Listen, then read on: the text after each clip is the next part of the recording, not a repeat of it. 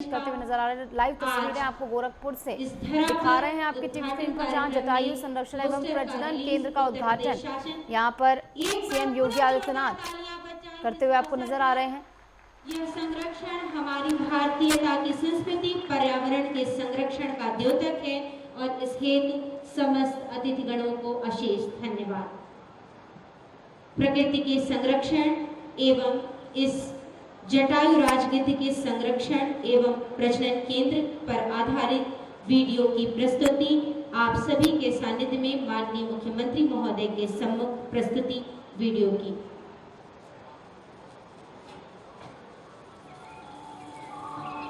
प्रकृति और परमात्मा की असीम अनुकंपा की धरती उत्तर प्रदेश प्रकृति और संस्कृति के संरक्षण को दे रही है नई दिशा। यशस्वी प्रधानमंत्री श्री नरेंद्र मोदी जी की प्रेरणा से संचालित क्लीन इंडिया ग्रीन इंडिया का विजन हो रहा है साकार। नए भारत का नया उत्तर प्रदेश पर्यावरण संरक्षण और वन्य जीव संरक्षण का प्रस्तुत कर रहा है अनुकरणीय उदाहरण।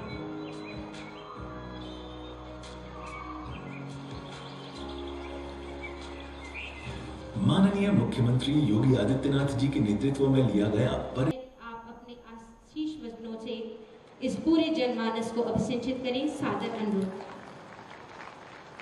भारत माता की, भारत माता की, भारत माता की।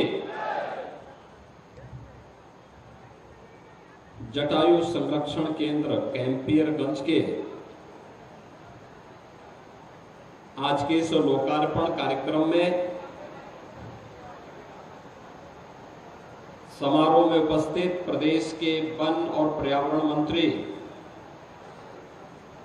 डॉक्टर अरुण कुमार सक्सेना जी, विभाग के राज्य मंत्री श्री केपी मलिक जी, गोरखपुर के लोकप्रिय सांसद श्री रविकिशन शुक्ला जी,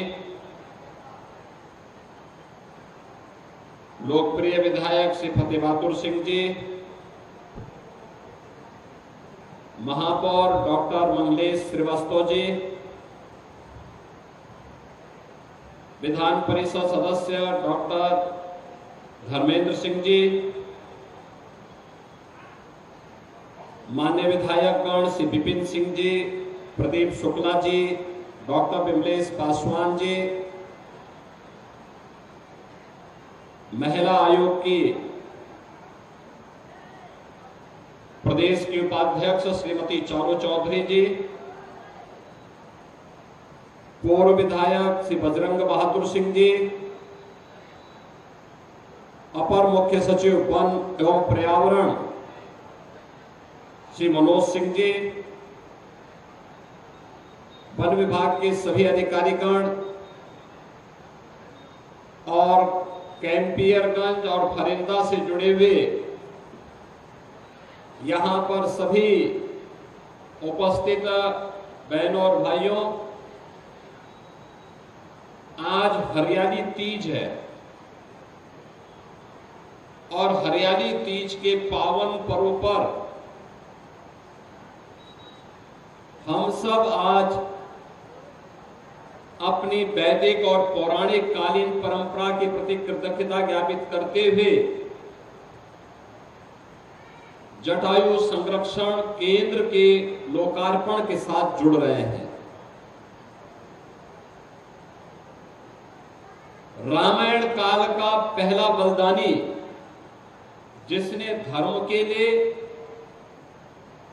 नारी गरिमा और रक्षा के लिए अपने आप को बलिदान किया था,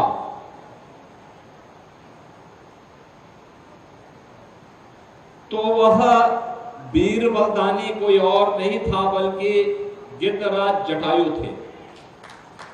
और गिद्धराज जटायु के प्रति, उनकी वर्तमान पीढ़ी के प्रति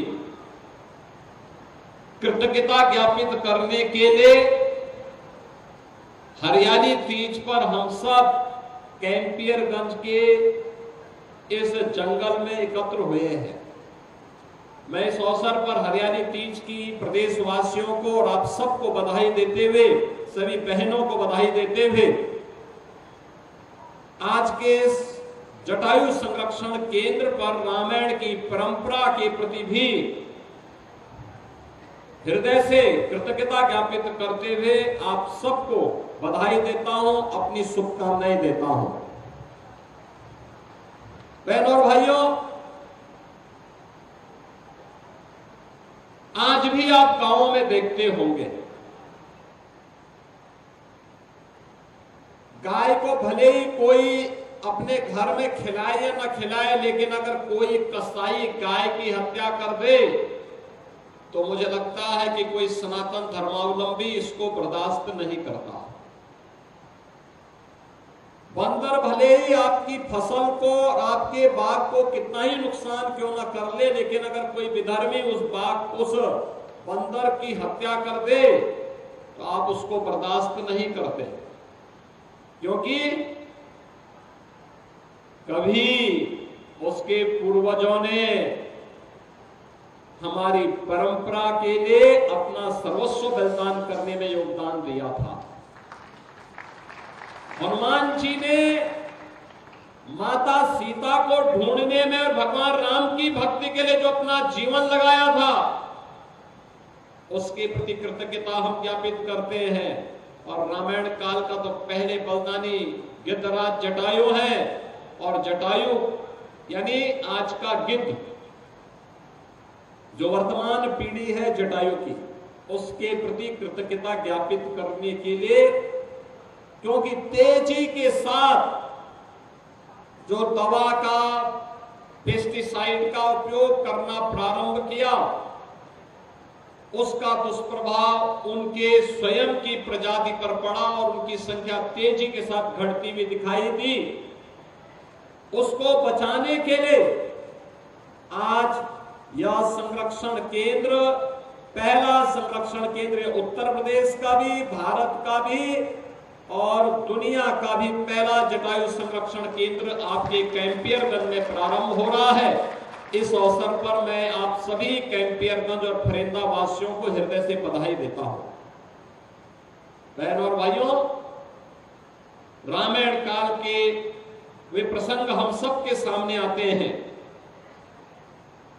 जब तुलसीदास जी कहते हैं कि गिद्धराज सुनी आरद बानी, रघुकुल तिलक नारी पहचानी, अधम निशाचर लीने जाई, जिम मलेच्छ बस कपला गाई।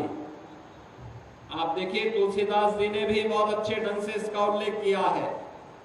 उन्होंने कहा है कि गिद्धराज जटायु ने सीता जी की दुख भरी वाणी सुनकर पहचान लिया कि ये तो रघुकुल तिलक श्री रामचंद्र की धर्मपत्नी है, और उन्होंने देखा कि राक्षस उनका अपहरण करके ऐसे ही ले जा रहा है जैसे कपिला गाय को कोई मलेच्छ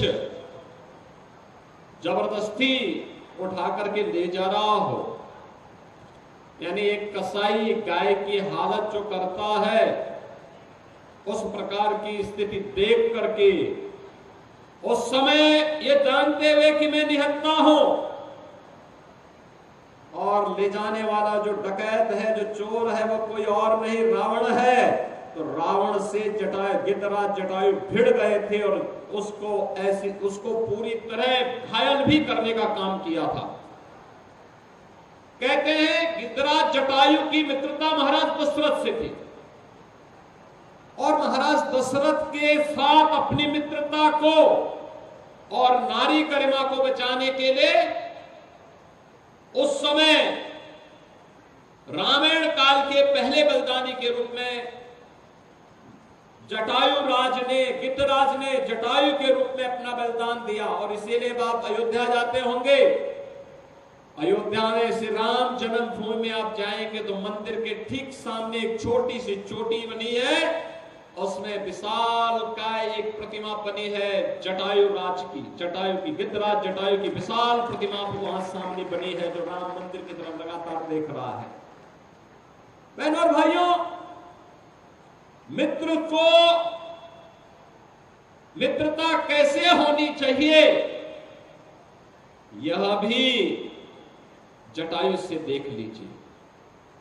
वचन कैसे निभाने चाहिए, यह भी हमारा रामायण हमें बता देता है। रघुकुल रीत सदा चली आई, प्राण जाए पर वचन न जाई। वचन नहीं जाना है, जब एक बार कह दिया तो हो करके रहेगा। और यह कह करके पूरा रामायण काल आज हमारे लिए आदर्श बना है। गांव गांव में रामलीलाएं होती है, इसके पीछे यही कारण है। वो मर्यादाएं थी, वो अनुशासन था। याद रखना, एक तरफ मित्रता का धर्म निभाने, नारी गरिमा की रक्षा करने का दायित्व गिद्धराज जटायु कर रहे हैं। और आज के कालखंड में भी आप देखते होंगे, इस धरती की शुद्धि के लिए भी जो कार्य गिद्धराज के द्वारा किया जाता है, गिद्धों के द्वारा किया जाता है, जटायु की वर्तमान पीढ़ी के द्वारा किया जाता है, वह अविस्मरणीय है। और इसीलिए उनके प्रति कृतज्ञता ज्ञापित करने के लिए आज यहां पर यह जटायु संरक्षण केंद्र स्थापित किया गया है। इसके लिए मैं वन विभाग को हृदय से धन्यवाद देते हुए कैंपियरगंज और फरेंदा से जुड़े हुए सभी नागरिकों को इसके लिए हृदय से बधाई देता हूं। एक अच्छा और पवित्र कार्य हुआ है जो रामायण की स्मृतियों को हम सबके सामने बनाए रखते हुए इस कार्यक्रम को आगे बढ़ाएगा, अपने पूर्वजों के प्रति कृतज्ञता ज्ञापित भी करेगा। बहनों और भाइयों, आज उत्तर प्रदेश तेजी के साथ आगे बढ़ रहा है। हर एक क्षेत्र में हमने प्रगति की है। हाईवे बन रहे हैं, रेलवे का नया नया विस्तार हो रहा है, मेट्रो की नई नई सिटी मेट्रो की पब्लिक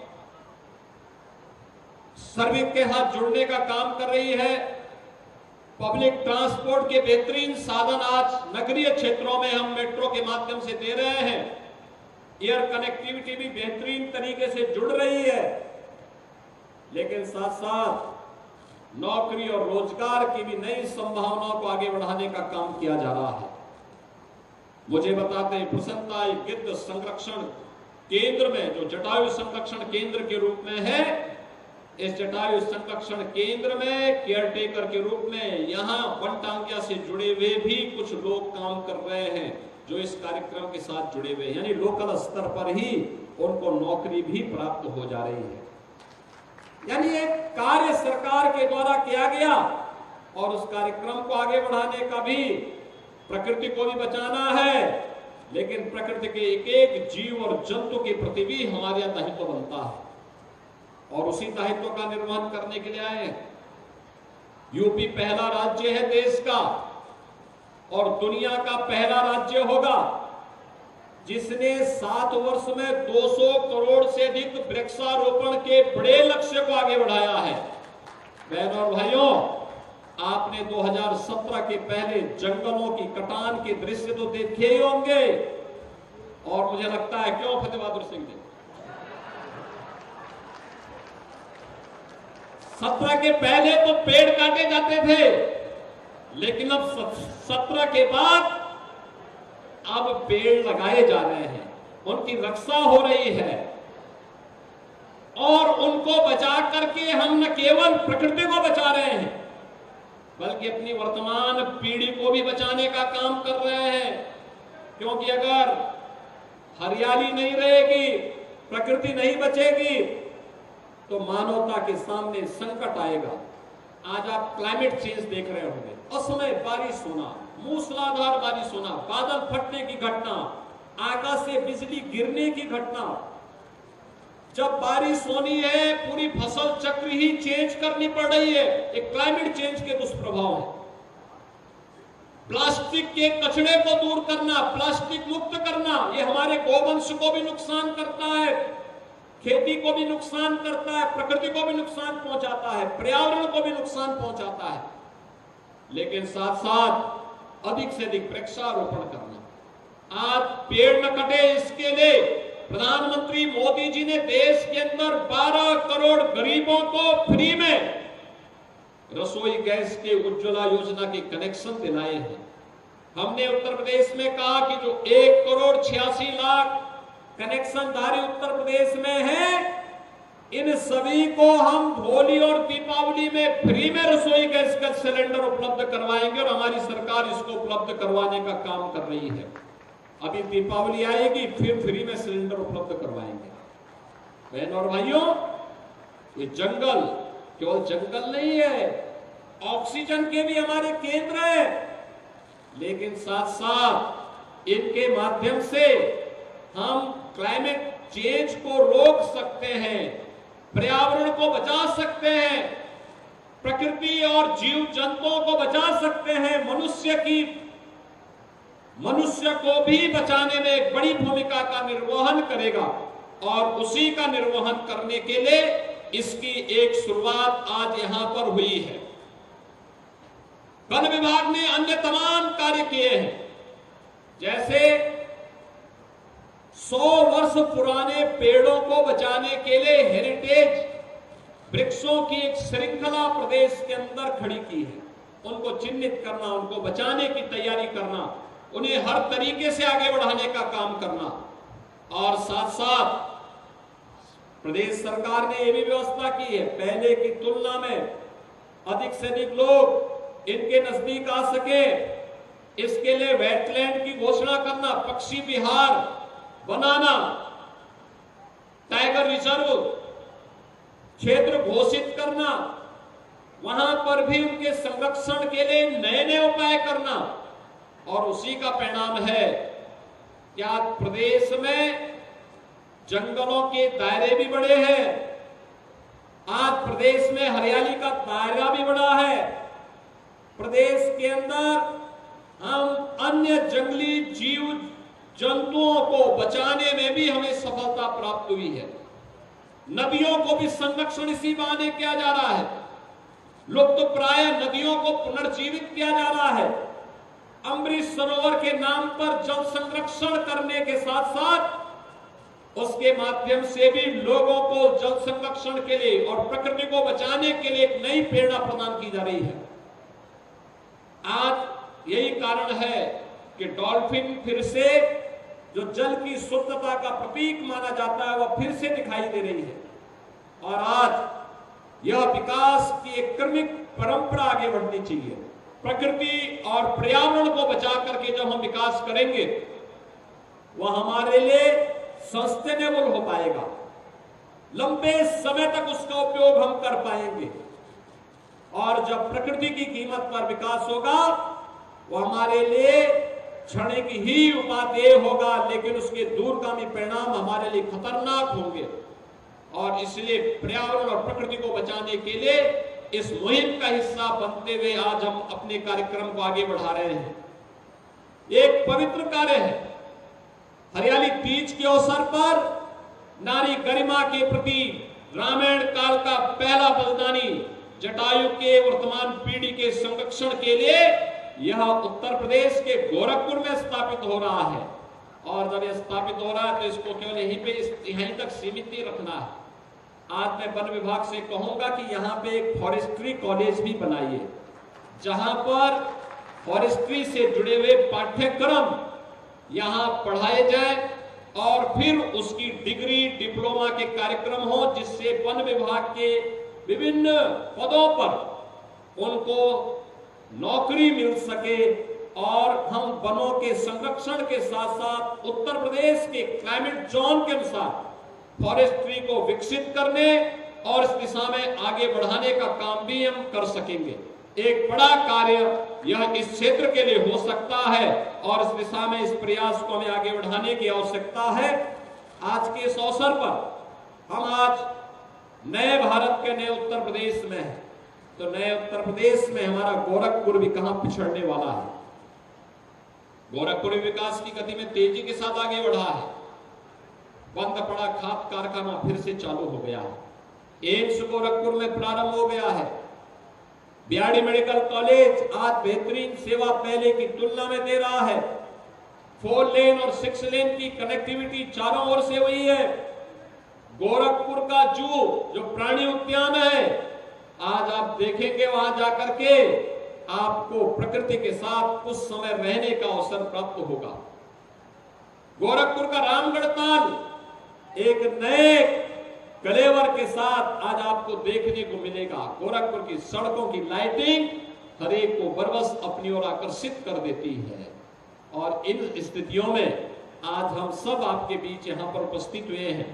मैं एक बार फिर से इस जटायु संरक्षण केंद्र के लिए आप सबको बधाई देता हूं। हरियाली तीज की भी मंगलमय शुभकामनाएं आप सबके प्रति व्यक्त करते हुए वन विभाग जिस गति के साथ प्रकृति और पर्यावरण को बचाने के लिए अथक प्रयास कर रहा है, यह और भी मजबूती के साथ आगे बढ़े, इस विश्वास के साथ प्रत्येक नागरिक को स्थानीय स्तर पर गाइड बनाने की व्यवस्था हमें बढ़ानी भी पड़ेगी, जिससे लोगों के मन में अपने पर्यावरण के प्रति और भी जागरूकता पैदा हो। आज के इस अवसर पर एक बार फिर से मैं आप सबको हृदय से बधाई देते हुए अपनी वाणी को विराम देता हूं। धन्यवाद। जय हिंद।